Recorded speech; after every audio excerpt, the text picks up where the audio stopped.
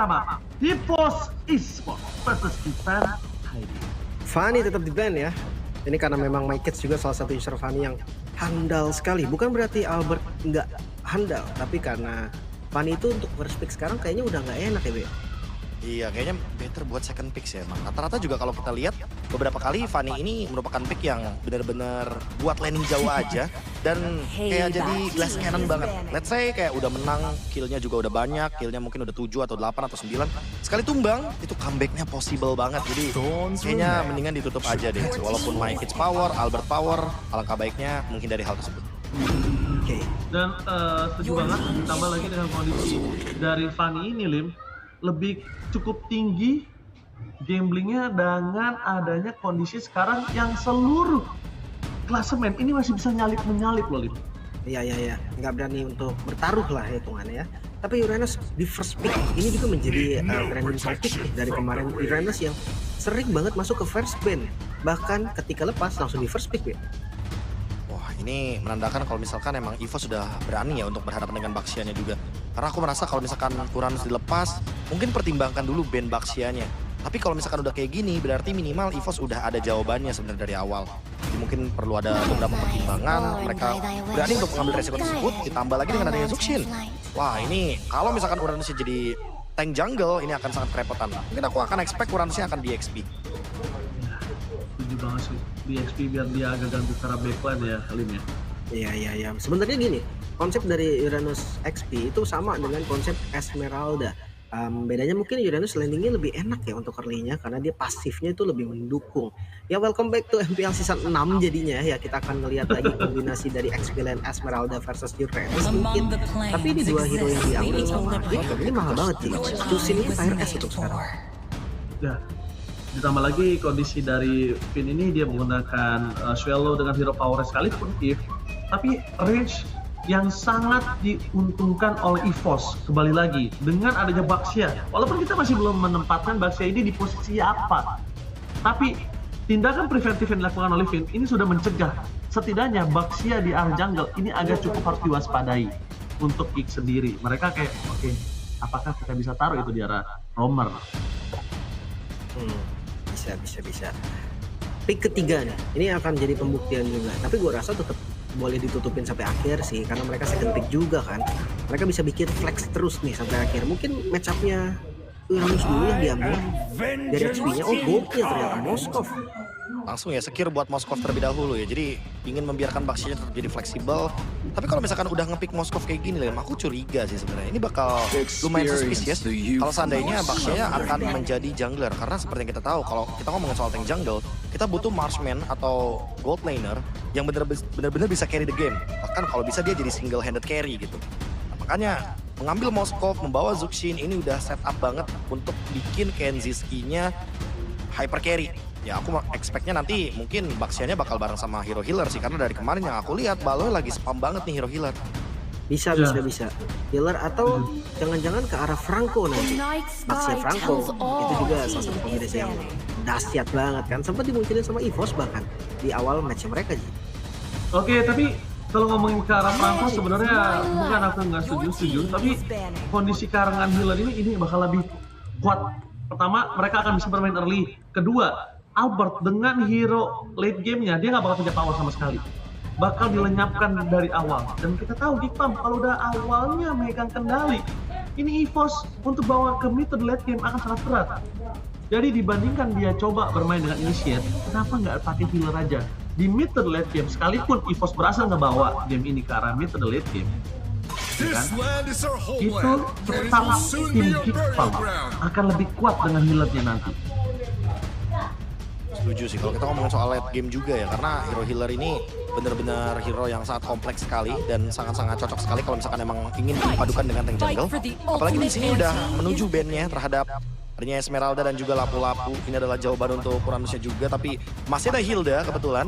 Jadi mungkin ekspektasi kita adalah Geekfam ini pengen motong untuk rotasi EXP early-nya, biar nanti Uranusnya nggak yang mendominasi banget, nggak yang nge-cut lane jauh banget. Jadi dihadirkanlah Hilda dengan sistem fleksibel juga. Karena kebetulan Hildanya nanti bisa jadi roamer, dia bisa invade untuk Hayabusa. Sebagai EXP laner dia nanti bisa pegangin laning jauh juga. So, ya Moskovnya akan lebih bebas untuk bisa open vision. Iya. Mungkin kalau untuk Punish Uranus gak kuat juga nih dari awal ya. Tapi seenggaknya gerakannya bakal diimbangi. That's it, itu dia. Single pick off yang mematikan. Kalia X Beatrix. Wow, untung ya kita lihat kombinasi karena beberapa belakangan ini kita sering menyaksikan antara Kalia tanpa damage.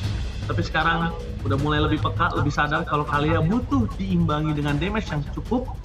Beatrix bisa menjadi early game pressure. Kedua, dia punya defense yang sangat kuat. Wow, ini badan semua nih. Ini bener-bener keras sekali, Lin. Iya, Hylos. Ini pick yang bagus banget karena tipikal pick off kayak Kalia. Itu akan susah gerak melawan hero Revitalize. Salah satunya yaitu Hylos, dan dia itu screaming di awalnya juga lumayan kuat. Biar kaliannya tuh nggak bebas untuk gerak, tapi ini draftnya bener-bener ngandelin Moskov banget, Moskovnya di awal kena geng, kayaknya selesai deh Geek Fam. Iya. Ini mungkin ekspektasi kita aja kali ya, kayak Geek Fam dengan draft ini kalau bisa bener-bener tempelin Moskovnya, jangan sampai Albert hadir ke gold lane karena sekali atau dua kali aja Albert ngegangguin farming dari Kenziski, Geek Fam akan minim sekali dari sisi damage. Dan itu juga kebalikannya, apakah Albert mampu merespon untuk menutup jalan Kenziski? Mari kita saksikan di match yang pertama. Mampukah EVOS Esports masih menumbangkan Hip-Hop atau Hip-Hop tetap menjadi The Kingslayer? So, dalam komentar, mana tepuk tangannya? Tepuk tangan. Tenang, aman. So ini dia untuk Lane of Down. Di arah mid kita tahu Chusin versus Yves. Keduanya punya range yang jauh, tapi kalau Clash of Era, Gob, Youngblood, dan Rookie untuk Randy harusnya dari senioritas ya yang dari Geek. Wow, tapi nampaknya Kian keluarga Flicker di depan sana. Walaupun cuma satu kali terangkat oleh Aboy, tapi tanpa ada following up damage dari Mekis itu akan sia-sia. Yang ada malah kebalikannya, Aboy akan kehilangan Purify, dan Baloyski akan nggak bisa kemana-mana. Udah nggak ada Revitalize lagi. Itu 1-1 sih untuk spellnya. Baloy juga udah ngebuka Revitalize, dan dari King juga udah buka Flicker. Sebenarnya ya ini kondisi yang sama-sama aja. Di tab pertama nggak ada spell, Ya, tapi ini untuk mengimbangi early game aja ya, karena kalau kita lihat tadi ya, balik lagi Kalia dengan healer effect-nya dia sangat powerful sekali, apalagi pull yourself together. Dia emang pengen pick off banget, dia emang bener-bener pengen aktif banget dengan flickernya. Sekarang udah mulai bergerak ke bagian EXP laner, karena Randy atau Gob sangat dibutuhkan sekali untuk setup nanti. Wah, sayang banget Albert masih berada di level 3. Bayangkan kalau Albert sudah berada di level 4, itu akan menjadi satu poin kill yang cukup berarti untuk Kenzinski. Tapi keuntungan kembali lagi masih dipegang Geek Fam, kembali dengan landingnya masing-masing. Dan kerugian di Geek Fam mungkin cuma ada di arah Gob yang dia udah nggak bisa kemana-mana, Lim. Ya.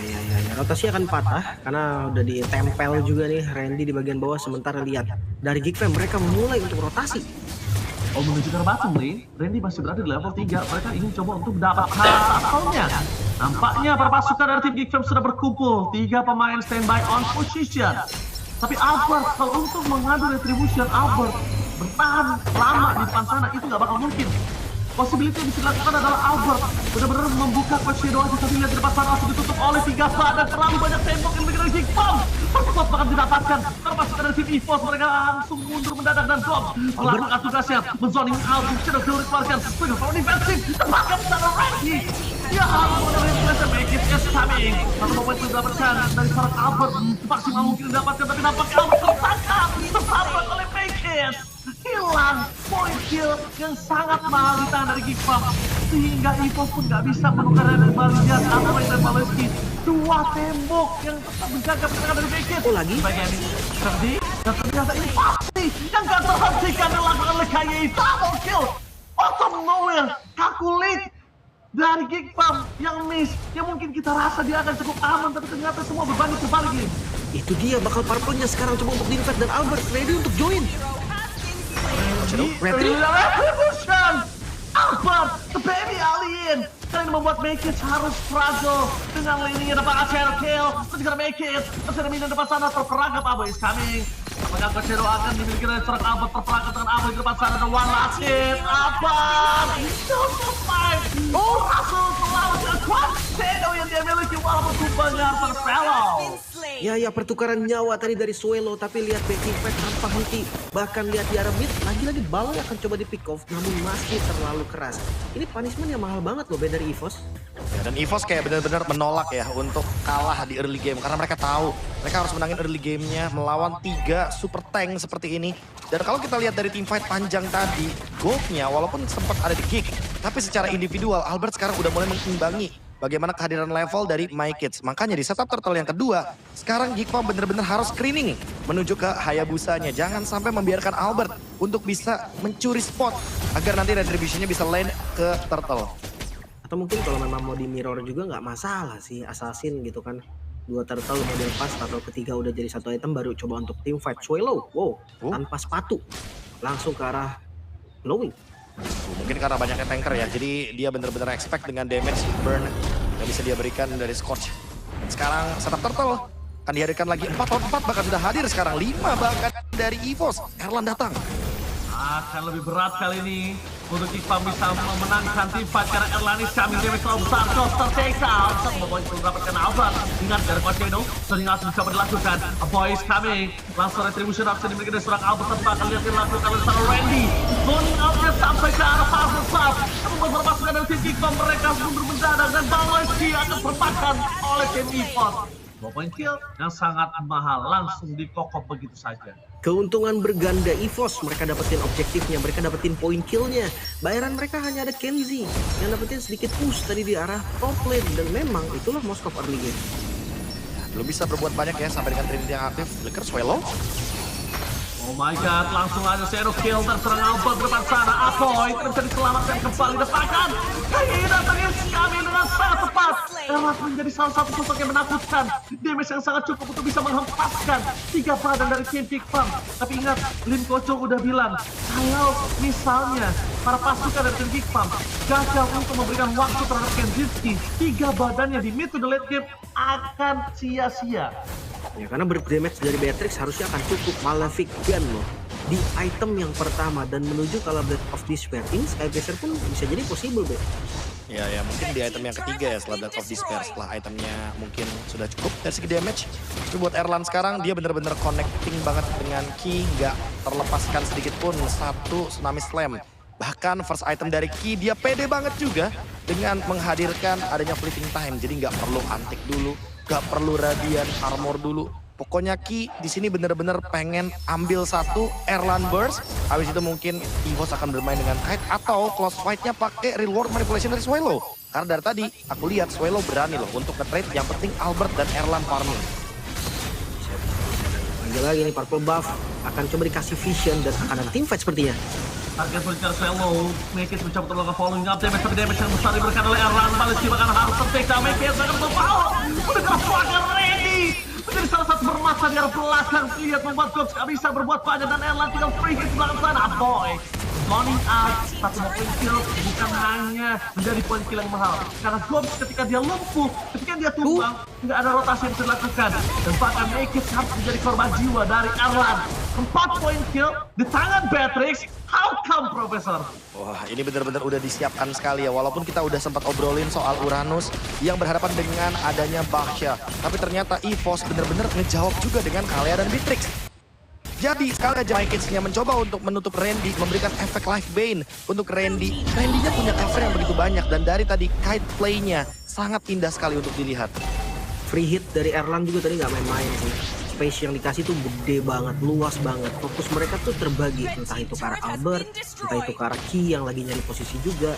Ini bisa gue bilang draft yang bagus banget karena depanannya ada, pick-off-nya ada. Ki, langsung follow yang chemistry, follow yang dengan reward manipulation, the Baleski. Perserangan shadow kill, terus mendapatkan point kill yang sangat mahal. Dengan tidak adanya Gob, membuat para pasukan dari tim EVOS kali ini bebas untuk melakukan rotasi kemanapun. Dan bahkan backline mereka, kalau salah satunya itu akan cukup tenang. Lihat gameplay dari EVOS yang mungkin sudah kembali lagi. Dan lihat udah mulai bangkit di sini, Lim. Itu dia nih dampak dari draft yang sangat signifikan ya. Perbedaan dari mereka semua. Ditambah, ini udah bagus banget sih. Dari Hayabusanya juga udah bisa snowball deh. Udah lebih enak lagi dengan item keduanya. Ya, ditambah lagi buat sekarang kalau kita lihat dari Tsunami Slim! Instant kill again and again, Erlan!